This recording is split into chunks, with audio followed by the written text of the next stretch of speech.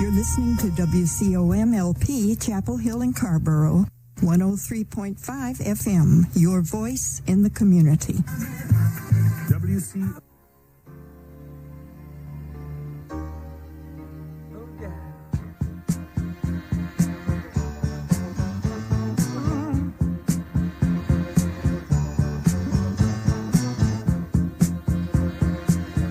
Still don't know what I was waiting for, and my time was running wild, a million dead-end streets, and every time I thought I got it made, it seemed the taste was not so sweet. So I turned myself to face me, but I've never caught a glimpse of how the others must see the faker. I'm much too fast to take that test. Changes, turn and face the strain. Changes, don't wanna be a richer man. Changes, turn and face the strain. Changes, it's gonna have to be a different man. Time may change me, but I can't trace time.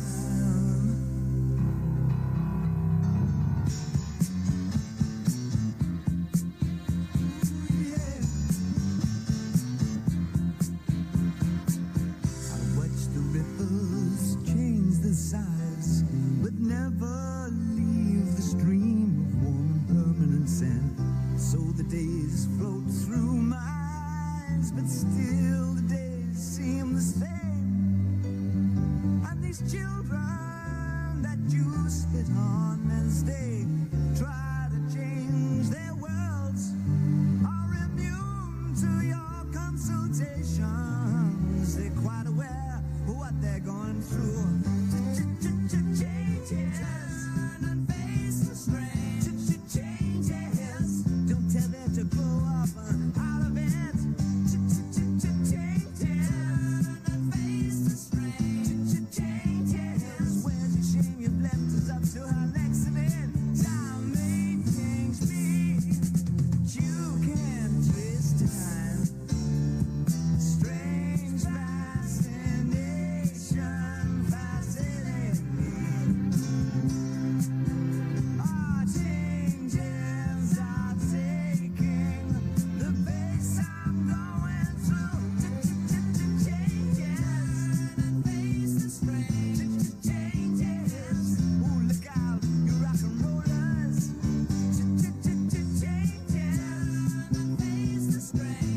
Changes, pretty soon now you're gonna get older. Time may change me, but I can't trace time. I said that time may change me, but I can't trace time.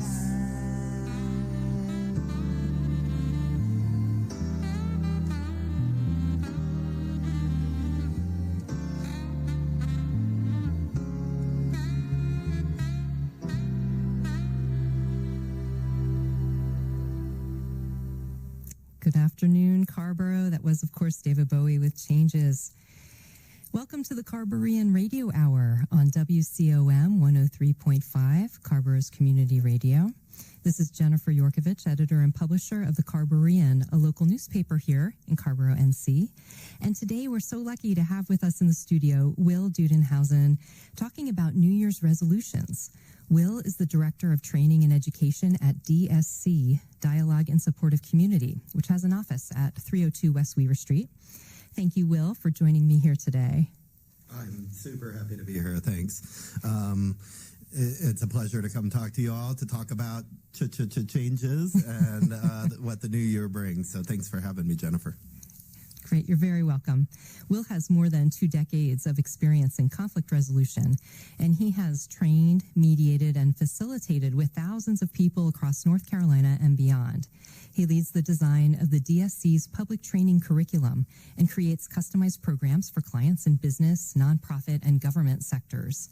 And Will believes that strong conflict resolution skills not only help groups collaborate more effectively, but also lead to better outcomes and greater overall well-being coaching. So, Will, let's start by hearing how you got into this work and why it's important. Sure. So if I were coaching anybody that wanted to get into the world of mediation and conflict resolution, I wouldn't necessarily say that my pathway was the clearest and cleanest. I graduated from university in 2001.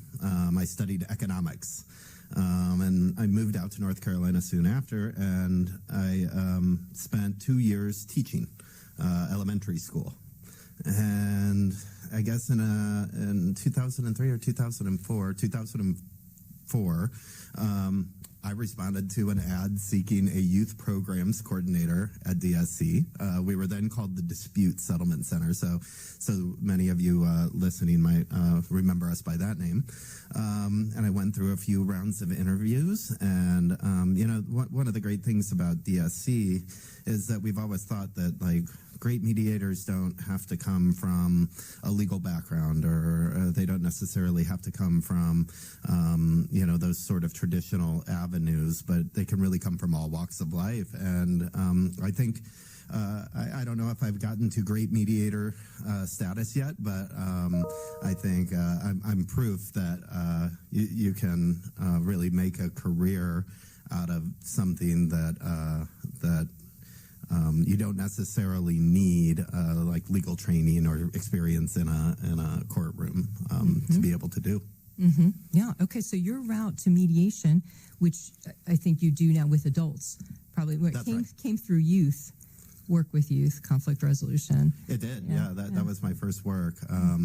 And I had a lot of experience besides just teaching, working with youth. At the time, we used to run some groups out in public housing neighborhoods in Chapel Hill and Scarborough, and I had already done a lot of volunteer work at the community centers at those locations at the time, and so I had a lot of contacts within the community for a lot of the youth serving organizations that we work with. Mm-hmm. Okay. Wow. So before we jump into the topic of resolutions, tell us a bit more about DSC as a mediation center. You were telling me it's been around for more than 20 years. Much more. Long time. In 1978, DSC was born. Okay, very long. Yeah, and we were the first community mediation center in all of North Carolina. Most likely the Southeast as well, although I'd have to check my facts on that one. But we sort of started. There was a couple of activists who were monitoring cases in the court system in the 1970s, and they were actually monitoring for the fair treatment of people protesting at the time. But I think what they saw was that, gosh, when people walked out of the courtroom, they didn't seem very happy, right, with the outcomes. And it wasn't just one person that was unhappy with the outcomes. It was both parties to a conflict that brought them into the courtroom. And so, at the time, mediation was really pretty niche. It was, a lot of labor disputes. That's where you would hear the words mediation. And so community mediation really sprung out of this sort of movement. I think people can get better outcomes working together towards a mutually agreeable solution than having somebody impose these outcomes on them, like a judge or somebody like that. Yeah, makes sense. So when you say community dispute resolution, are we talking about parking in someone's space? Are we talking about the fence line? Yeah, it could be anything from, oh gosh, my neighbor's parking in my space, but it also, we mediate in the court system. We've had a long running, right now we're on a bit of a hiatus with it, but we've had a long running divorce, partnership, and separation mediation program. We mediate cases that are referred from businesses, between coworkers, or between a manager and an employee. Really anything, any place conflict happens, which is everywhere. Which is everywhere. Yeah, is somewhere where we will be.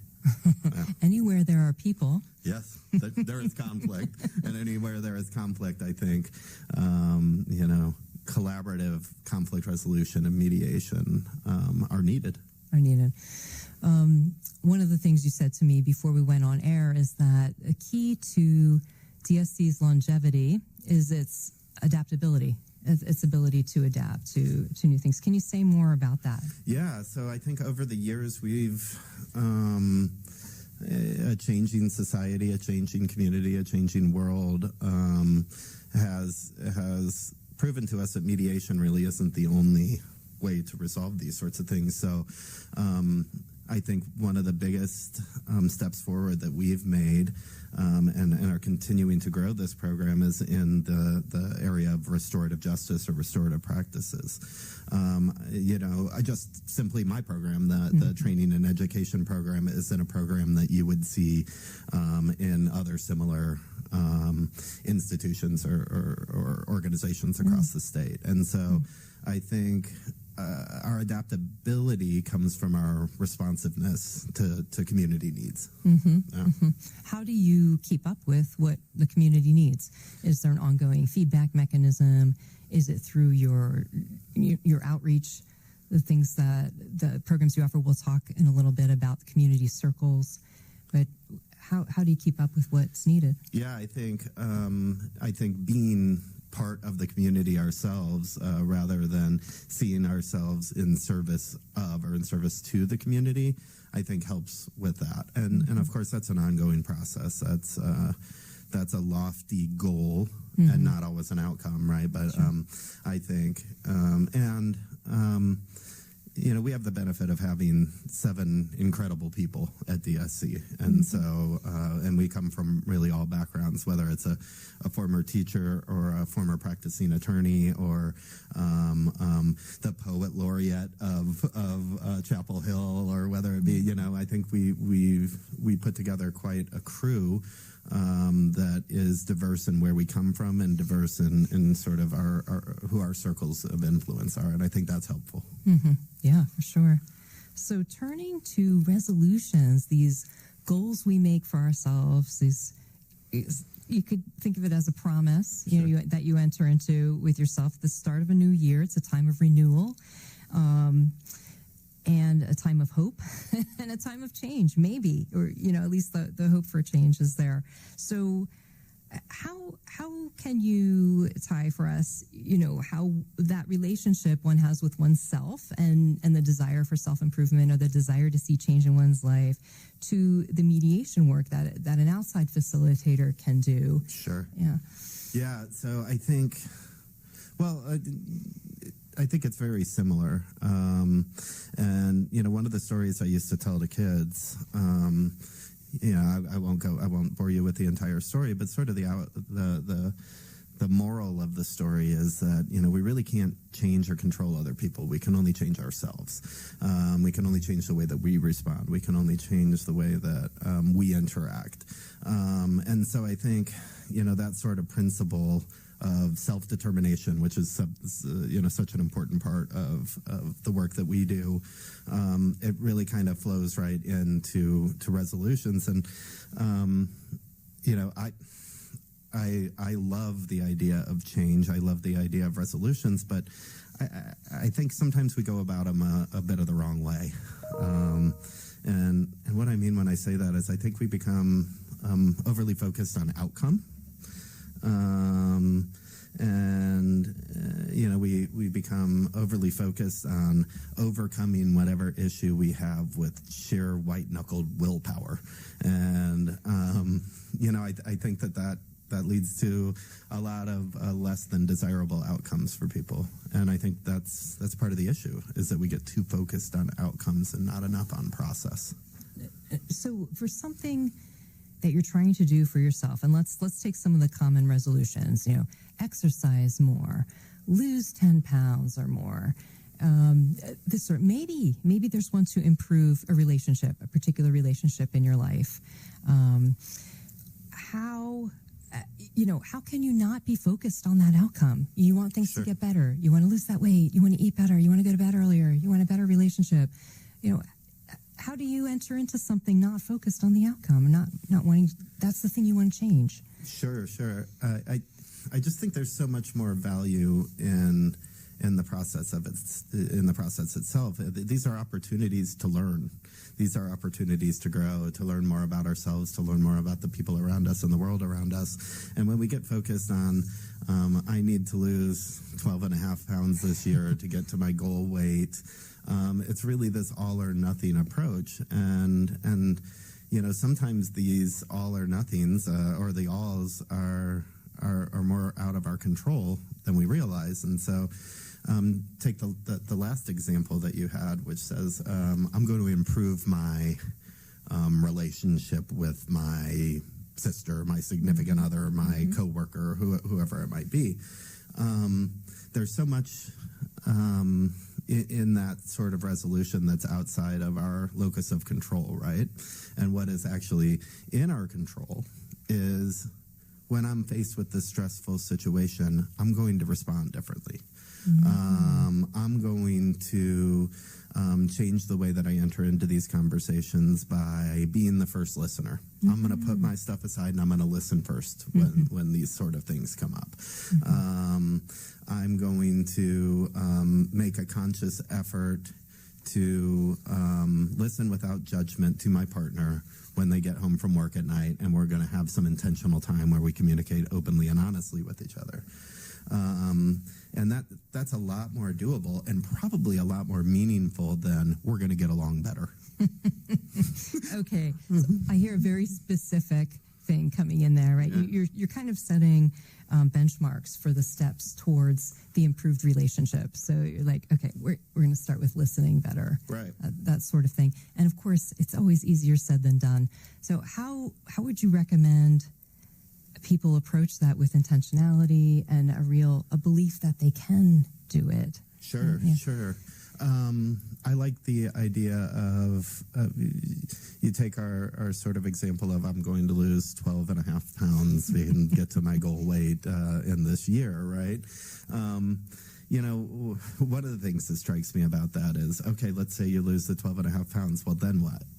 Right? Then what do you have, and what does that really mean? Then you get an ice cream. Yes, that sounds pretty good too. We got some good ice cream places here in Carver too, don't we? Yeah.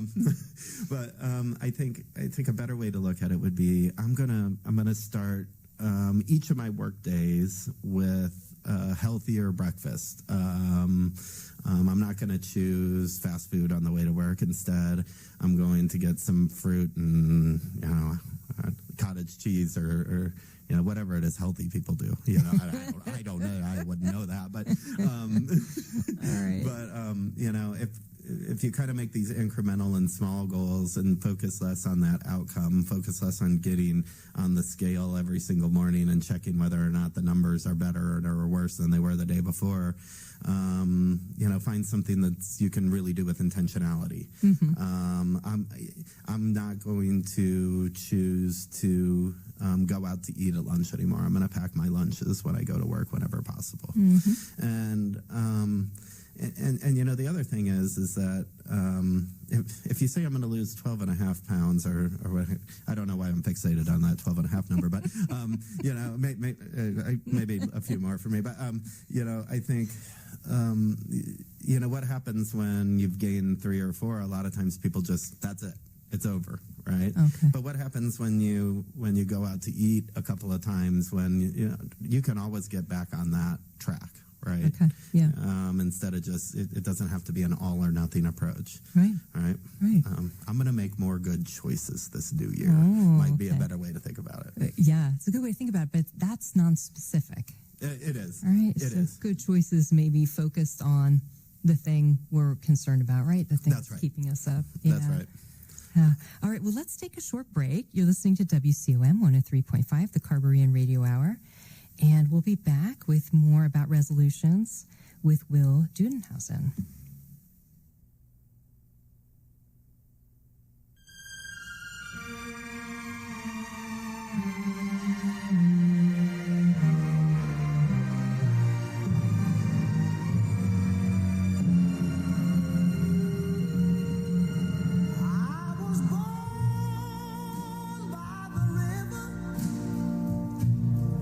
In a little tent, oh, and just like the river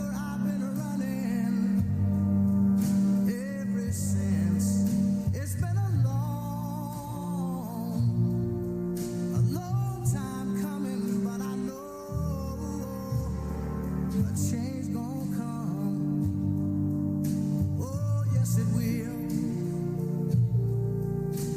It's been too hard living, but I'm afraid to die. 'Cause I don't know what's up there beyond the sky. It's been a long time coming, but I know a change gonna come. Oh, yes, it will.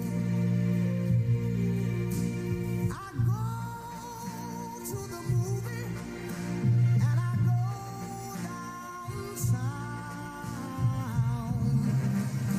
Somebody keep telling me don't hang around. It's been a long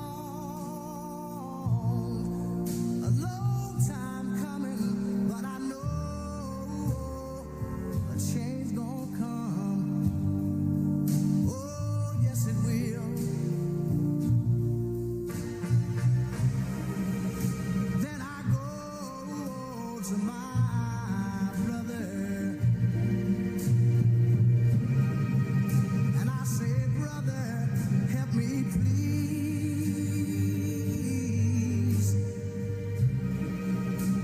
But he winds up knocking me back down on my knees. Lord, there've been times that I thought I couldn't last for long, but now I think I'm able to carry on. It's been a long time coming, but I know a change gonna come. Oh, yes, it will.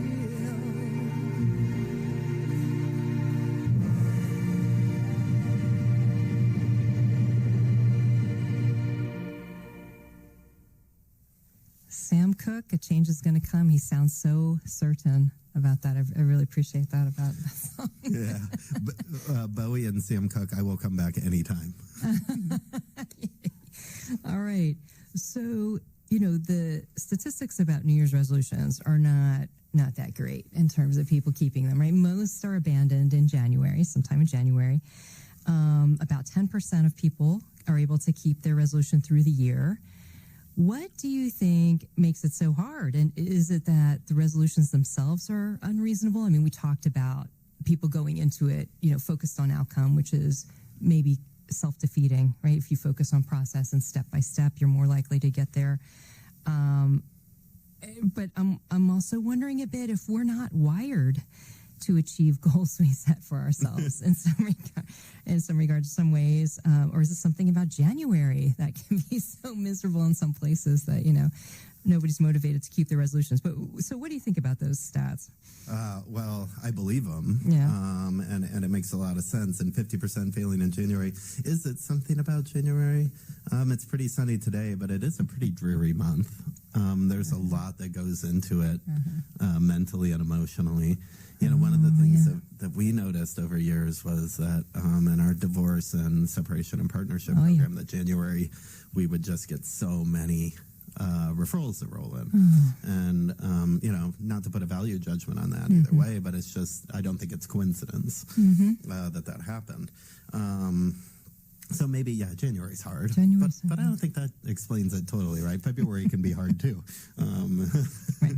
February can be hard December, so's the dog days of summer and August. But so I don't think it's just that. And I do think it's part of this all or nothing. You mentioned earlier when we were talking before we went on the air that a lot of folks fail in trying to go through dry January. And part of it is that sort of all or nothing approach that I'm talking about. If it's January 15th and you have a couple of glasses of wine when you're out with your friends, then, oh gosh, I guess dry January is over now, right? Oh gosh, if my goal is something all or nothing, like I'm not going to eat any fried food, you know, the minute that you eat that fried food, it's like, well, I guess it's a failure now. So I might as well get some wings or something. So I think that's part of it as well. Okay. The kind of resolutions people are choosing for themselves. The all or nothing approach, yeah. Right, yeah. And so I think that's a big part of it. But I think another part of it is that, like, we make these resolutions with the idea that, you know, we're going to be in the same mindset the entire year as when we made them. But when we're stressed, when the tension level gets high, like we're likely to revert to old habits then, right? Yeah, good point. And so, you know, we make these resolutions in sort of a bubble where we're feeling hopeful and optimistic and all of those things. And we might not be feeling hopeful and optimistic on January 28th, right? Yeah. And so, you know, in that case, I kind of think I'm going to make a resolution about how I'm going to respond in the most difficult of times. And when we think about like the relational sort of goals we might make for our families or our partner or whoever it might be, like that is so much more impactful than thinking like, oh, I'm not going to have any conflict with my partner this year. That's impossible, by the way. That's not a, you know, you can't, you know, yeah. So I think, yeah, when I think about why resolutions fail so often, like those are the kind of three things that come to mind. Plus, yeah, January's dreary. All right, so what if you have those glasses of wine in your dry January, or you eat that fried food? Is it a fail, or is it, you know, do we start again the next day? You know? Yeah, I think you adapt. Yeah, you change, because the overall goal was probably a little bit off to begin with. I'm not going to have any glasses of wine in January. Well, what's February look like then? I mean, like, you know, but I'm going to make healthier. I'm going to take concrete steps to improve the relationship that I have with alcohol. You know, and then maybe outline what that looks like. Okay. So that brings me to this question about how we keep ourselves accountable in a supportive way, and is it writing things down, setting aside time each week to check in with yourself, journaling about it? I mean, journaling, it doesn't work for everybody, but what are some ways that people can keep going with a resolution? I think all of those things sound like good strategies, and I think they sound like good strategies because there's a lot of intention behind it. I see. And not a lot of like judgment or punishment or outcome-based things. So I'm going to check in on my attempt at dry January, but I'm not going to say, did you succeed or did you fail? I'm going to instead ask myself questions like, how is this feeling with me? That night that I went out with friends and had 2 glasses of wine, how did that sit with me? What was behind the choice that I made that night? And be kind to yourself. Change is hard. Change is hard. Like white knuckle willpower isn't really change. You know, I think, you know, it's the same sort of thought as, okay, I can white knuckle my way through not eating any fast food during my lunch breaks at work for all of February. Okay, great. What happens in March, right? Is that real change, or did you just like prove to yourself that you can overcome, you know, a desire that you have? Yeah, for this time limited period. Right. But changing your relationship with food or a significant other or this is a long process. Right? Yes, it's a process and an opportunity. As you said before, I like looking at things from the opportunity perspective. So you're kind of leading us into the mechanics of goal setting, using some terms that I've learned about in the mediation world: sustainable agreements, interest-based negotiations. You're talking about things like creating that supportive environment for yourself, checking in, and not punishment-based, that sort of thing. Are there other elements of mediation when you do conflict mediation between people that could apply to the goals we set for ourselves and our relationship with ourselves? Sure. One of the things about sustainable agreements, and I think one of the real base principles that I sort of alluded to before, self-determination, tells us that people are much more likely to stick to agreements that they come up with themselves and not ones that are imposed on them, right? And that sort of speaks to that punishment sort of thing not being really the way that we go about it. And to further kind of expand on that, one of the things that I first noticed 22 years ago when I started this work was that yes, people are much more likely to stick to agreements where they feel like they have some agency, right? But that I think, people's participation in kind of being able to construct their own reality around them and their own world around them is that much more important. And so, I think there's just a lot of magic to letting humans human, Yeah, letting humans human around you, provided it's not destructive to your own well-being. Yeah, true. I mean, you need some barriers or some boundaries is the word I'm looking for. So how about mental health benefits to setting a goal and keeping it, or setting a goal, keeping it for a while, failing, coming back, keeping it again? Are there mental health benefits to this whole resolution process? What do you think about that? Sure. I think as long as you're, being kind to yourself, you're doing it the right way, then I think that, a lot of confidence, a lot of motivation, a sense of agency over our own lives comes along with achieving a resolution. And I would come back to kind of what we were saying before, right? It'd be much better to take small steps at a time, right? I think failing a resolution, on the other hand, that doesn't necessarily cause mental health issues on its own, but it can sort of have the opposite effect. I can feel like I have less control, less agency.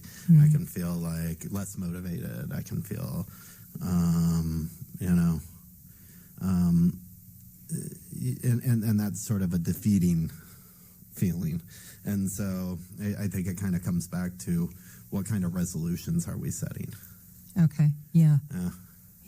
Are they ones that we feel we have agency over, or not outcome based, process based, the parts we can control? Right.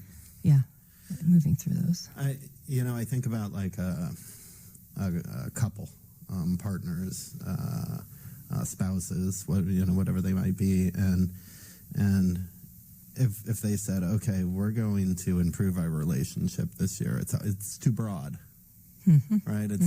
But a wonderful way to go about it might be we're going to set aside 10 or 15 minutes when we get home from work at night or before we go to bed or whatever it might be, and we're going to check in with each other.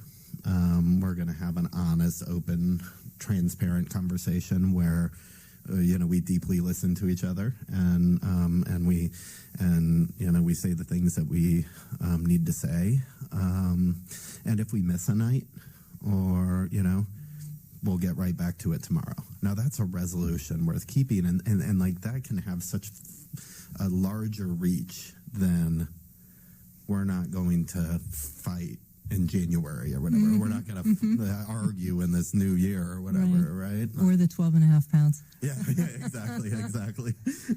Right, that's one worth keeping, as you said. Ezekiel Emanuel is he's at University of Pennsylvania, and he writes quite a bit about health and well-being.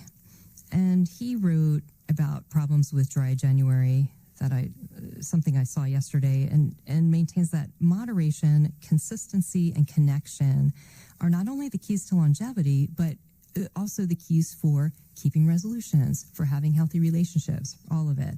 So moderation, consistency, and connection. And it struck me in what you were just saying about making these goals for a relationship, these specific goals. We're going to have this time together after work before we do other things, and how that's based on the consistency. Every day we're doing it, the connection, the human connection with each other. And it's moderation, because it's not this all or nothing thing. It's this thing in the middle. I feel like, you hit all the marks there. Yeah, that makes so much sense, doesn't it? Yeah, it really does. Yeah, it's not, these aren't pass-fail classes, right? Yeah.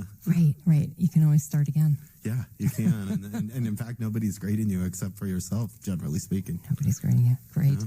All right, let's take a little break, and then we'll come back and talk more about upcoming programs with at DSC, and I might ask you if you have a resolution, Will. Gosh, get ready I better for think this. of one really fast. How I feel, sun in the sky, you know how I feel. Breeze drifting on by, you know how I feel. It's a new dawn, it's a new day. It's a new life for me, yeah. It's a new dawn, it's a new day. It's a new life for me. Ooh, ooh, ooh. And I'm feeling good.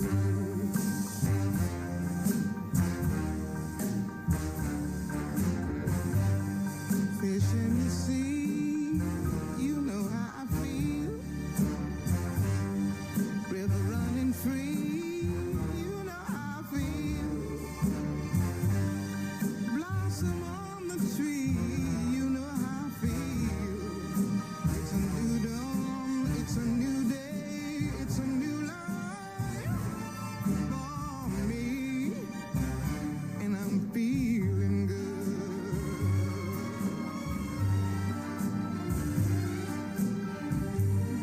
Fly out in the sun, you know what I mean, don't you know?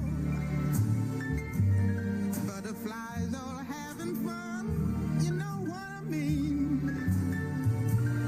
Sleep in peace when day is done, that's what I mean.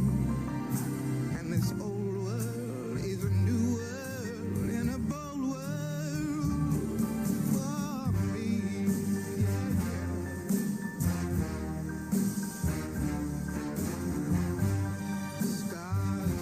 Shine, you know how I feel. Scent of the pine, you know how I feel. Oh, freedom is mine, and I know how I feel. It's a new dawn, it's a new day, it's a new life for me.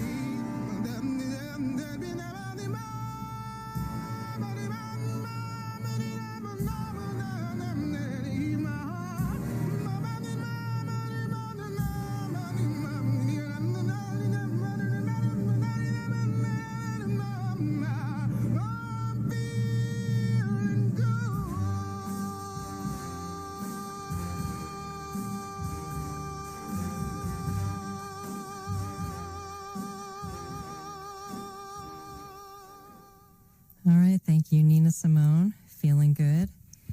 And you're listening to the Carberean Radio Hour on WCOM 103.5. We're here with Will Dudenhausen of DSC, Dialogue in Support of Community today. We're talking about New Year's resolutions. And so, Will, let's hear it. Did you make a resolution? Do you have one? No, I haven't made one yet. Although, as I said, I'm not opposed to them. So I would come up with one if I could. But I think for me, it would be less about, I wouldn't be in any of those all or nothing approaches. I think it would be like, set aside time to show up with real intentionality for my family on a daily basis, right? Okay. Something like that. And that's not too general, you would say? I don't think so. Okay. I think as long as you're thinking about it all the time and you're actually following through on it, I think it, yeah. And what would something like that look like for you, showing up with intentionality? Sure. So I think about how, like one of the practices that I try to keep with my kids is something we call apples and onions. Like, hey, what was good about today and what didn't taste so good? What tasted sweet? What tasted a little bit not so good for a kid, at least. I happen to love onions. But, like things like that. And so that's how that might look in real life. We're going to do these daily check-ins, right? We're going to, show up for even that 10 minutes together, right? Yeah. Good. Nice. And it can make a huge difference, I think. Oh, right? yeah, for those relationships, for your home climate. Yes, indeed. I'm often assessing the climate of the home. So for me, mine's very specific. I need to go to bed earlier. I'm a bad habit of going in the wee hours of the next day, and I need to, I'd like to, go to bed earlier, because I know it has so many health benefits, mental and physical, and it's just hard for me to end a day. I don't know. Yeah. It's hard for me to end a day. That would be a good one for me, too. I am also a night owl, and I feel like I do my best thinking between like 10 and 12, right? Like that's when my brain is the most active and the most, so it's a hard one. So maybe I should make one to sleep later. Oh, if you can. Yeah. You can. So tell us about what's happening with DSC coming up. And I'm particularly interested in community circles because they appear on the events calendar, the Carberrian events calendar, now and then. And I'm curious about what happens at those. I haven't been to one yet. Yes, and shout out to the Carberrian as well. Thank you. Go check out our DSC's article. I'm gonna. Oh, you're gonna. In fact, let me do that now since we're already here. Will has a piece that came out in the November print issue of the Carberrian, and it's also online, and it's about family relationships, holiday conversations with families, but it's for conversations any time of year. It works. And this is the most visited article on our site. It has been since it was published. It's second only to the events calendar, where everybody goes to find out what's happening in Carrboro. But thanks so much to Will and to DSC for that article, for making that happen. And that resource is there on our website at thecarberrian.com and in the November print issue. But so back to you about community circles. Yeah, let's start with community circles. I think community circles is part of a really, if I say the word intentional again, but I'm going to, a very intentional strategy on our part to more directly connect with the community. And it's part of that strategy. But I'd love to talk a little bit about circles. Circles are amazing. Circles are really an opportunity. You may have seen something similar at some point. You may have rolled your eyes at something similar with a talking piece. And but I would challenge like a listener, if that sounds like too much for you, to think about the last time that you really felt like you were deeply listened to and you deeply listened to other people. Wow. We like to think about circle is really an invitation to be listened to and to listen. And I think it feels great for people. I think this opportunity to connect, right? To really and truly connect with people. Not like, hey, where do you work? Oh, I work at the bank. Where do you work? Oh, whatever it might be. This isn't real connection, right? But sitting down with a diverse group of people and truly being listened to, truly being understood. So we may have a specific topic for a community circle for that week, or it might be a little bit more open-ended. But you'll just have this diverse group of Carrboro folks and Chapel Hill folks and stakeholders to DSC get together and have this opportunity to be heard and to hear, to listen. To be heard and to hear. And how is this different from, say, a therapy session?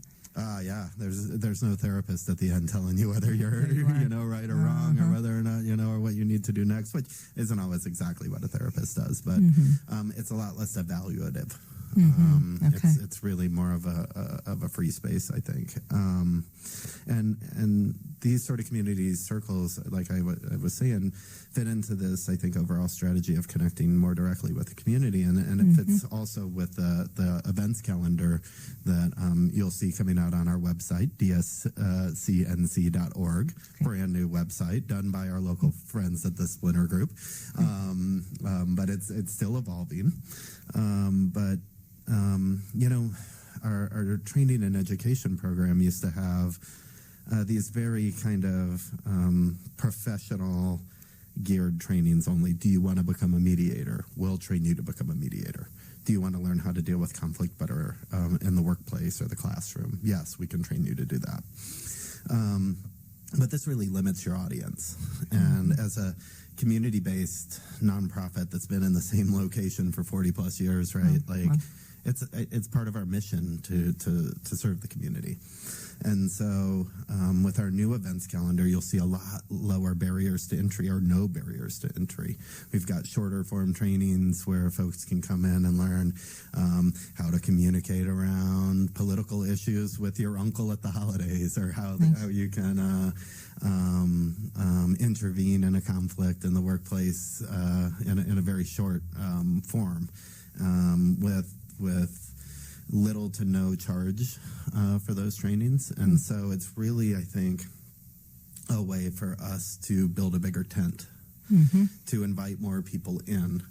I think we have something that's incredibly useful to offer to our community and our stakeholders, and we want a larger community and larger stakeholders. And so I think that this is one of the ways that we're going about it, and ways that we can sort of not just affect directly the lives of the people that we interact with, or that we mediate, or that we facilitate, but ways that I think that we can indirectly make our community a better place to be in. Oh, I love it. And what kind of issues come up in the circle? Oh, gosh, it could be a lot of things. So there's a lot of different types of circle. Sort of the highest level ones that people might be most familiar with are like circles to address harm. Okay. So you think of a classic case. One of the ones that comes to mind is a couple of kids skip school, and they do some unsavory things. Let's say they find a vacant property and they do some damage to it, right? Now, like the traditional sort of punishment or discipline way that these sort of things get dealt with is like, okay, now we're going to put you on probation, and then you're going to go plant a community garden. And we pretend like this is accountability. Now, I love a good community garden. Don't get me wrong. Sure. But how does that really address what happened? And so in a circle where you're addressing harm like this, you might have the homeowner of the vacant property. You might have the two kids that skip school and damage the property. And then you might have their parents. And then you might have teachers that they particularly identify with. And then in that circle, we're going to talk not just, a traditional sort of discipline might say what happened and what's the punishment, right?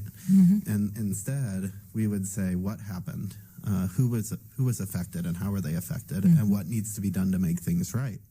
And so this young person sitting across from this person whose home they damaged or whose vacant property they damaged, that's real accountability. If I sit across from you and I look you in the eye and I say, this is what happened, this is what I was thinking when it happened, I regret it, and I want to make it right. And that's amazing. Restorative. That's restorative. Yep. So that's exactly what it is. And that's where kind of a lot of, I wouldn't say that's where our modern understanding of sort of people have been sitting in circle for as long as people have existed, right? Yes. And we didn't make up the concept. No. We've just and we, not just DSC, but people in my field have adapted it to these sorts of situations. Yeah. But, like our community circles are really just an opportunity for people to connect with each other. They don't need to be solving a problem. They don't need to be, they just need to be connecting with each other. I think I had this group years ago that I co-designed with a couple of other people. It was called Leaders for Political Dialogue. And we got people from across the political spectrum in to communicate with each other.